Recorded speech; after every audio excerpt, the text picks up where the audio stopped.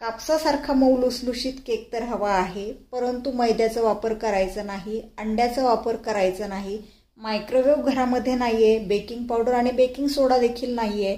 मग अशा वेळी काय करायचं, या सर्व प्रश्नांची उत्तरं तुम्हाला या व्हिडिओमध्ये मिळतील। नमस्कार, मराठी कट्टा किचनमध्ये आपलं हार्दिक स्वागत आहे।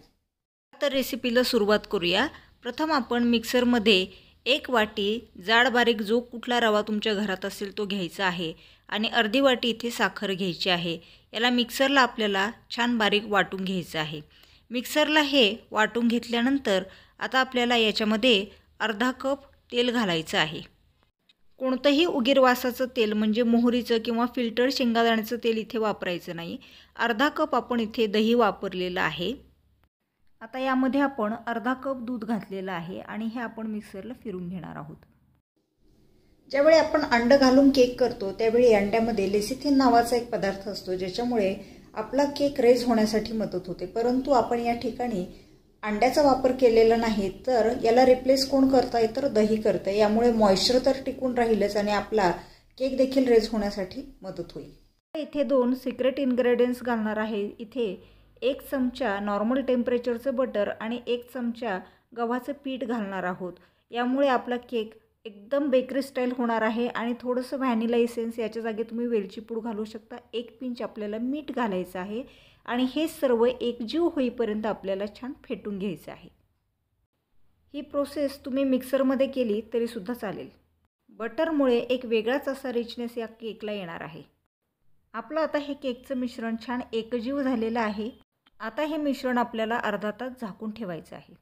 इथे मी सजावटीसाठी टूटी फ्रूटी वापरणार आहे आणि याच्यामध्ये थोडंसं आपण गव्हाचं पीठ घालायचं आहे आणि हे याला चोळून घ्यायचं आहे। याने काय होतं, ही जी टूटी फ्रूटी आहे ही तळाला जाऊन बसणार नाही। आता इथे आपल्याला केकचा टीन घ्यायचा आहे, त्यामध्ये बटर पेपर किंवा साधा पेपर घ्यायचा आहे, त्याला ऑइलने छान ग्रीस करून घ्यायचं आहे। ही सर्व पूर्वतयारी झाल्यानंतर आपल्याला एक कढई घ्यायची आहे, त्याच्यामध्ये स्टँड ठेवायचं आहे आणि झाकणी घालून याला तापू द्यायचं आहे। म्हणजे थोडक्यात प्रीहीटिंगची प्रक्रिया आपण इथे करत आहोत। आपलं मिश्रण आता थोडंसं घट्ट झालेलं दिसेल। आता याच्यामध्ये आपण 1 चमचा बेकिंग पावडर आणि अर्धा चमचा बेकिंग सोडा घालायचा आहे। हे दोन्ही पदार्थ तुमच्याकडे जर नसतील तर आपण याच्यामध्ये 1 सॅची इनोचा घालायचा आहे। हे घातल्यानंतर आपल्याला याच्यामध्ये थोडंसं दूध घालायचं आहे, म्हणजे हे इन्ग्रेडियंट्स ॲक्टिव्ह होण्यासाठी मदत होईल। एकाच बाजूने आता आपल्याला याला फेटून घ्यायचं आहे, याच्यामुळे केक रेज होण्यासाठी मदत होते। एकदा बेकिंग पावडर आणि बेकिंग सोडा किंवा इनो ज्यावेळी तुम्ही घालाल तर त्यावेळी खूप वेळ हे आपल्याला असंच ठेवायचं नाही, लवकर त्याला पोर करून बेकिंगला लावायचं आहे। कारण याच्यामध्ये जो गॅस फॉर्म झालेला असतो तो गॅस रिलीज होतो, त्यामुळे केक छान स्पॉन्जी होण्यासाठी मदत होते। आता हे मिश्रण आपल्याला केक ट्रेमध्ये पोर करून घ्यायचं आहे आणि यामध्ये आपल्याला थोडेसे टूटी फ्रूटी घालायचे आहेत। याला आपण थोडंसं मिक्स करून घेणार आहोत, म्हणजे खाताना छान त्या मध्ये मध्ये येतील। आणि काही वरच्या बाजूने घालायचं आहे। 9 ते 10 बदामाचे उभे चिरलेले काप आपल्याला याच्यात घालायचे आहेत। आता याला बेकिंगला ठेवायचं आहे। ठेवताना काळजी घ्यावी, कारण कढई आधीच तापलेली आहे आणि झाकणी घालून मंद आचेवर 40 मिनिट याला भाजू द्यायचं आहे। मंद आचेवर 40 मिनिट भाजल्यानंतर तुम्ही पाहू शकता केकला मस्त ब्राऊन रंग आलेला आहे आणि केक मस्त फुलला देखील आहे। याला आता आपण काढणार आहोत। सुरी घालून केक झालेला आहे की नाही हे आपल्याला चेक करून घ्यायचं आहे।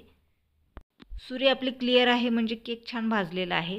आता आपण याला डिमोल्ड करून घ्यायचं आहे आणि हा खालचा पेपर देखील अलगद काढून घ्यायचा आहे। तुम्ही पाहू शकता रंग तर छान आलेला आहे, कापसासारखा मस्त असा स्पॉन्जी झालेला आहे। केक बेक करण्यासाठी तुमच्याकडे अजून काही पर्याय आहे का हे मला कमेंट बॉक्समध्ये कमेंट करून सांगायला विसरू नका। तेव्हा नक्की ट्राय करा, सबस्क्राईब करा मराठी कट्टा किचन।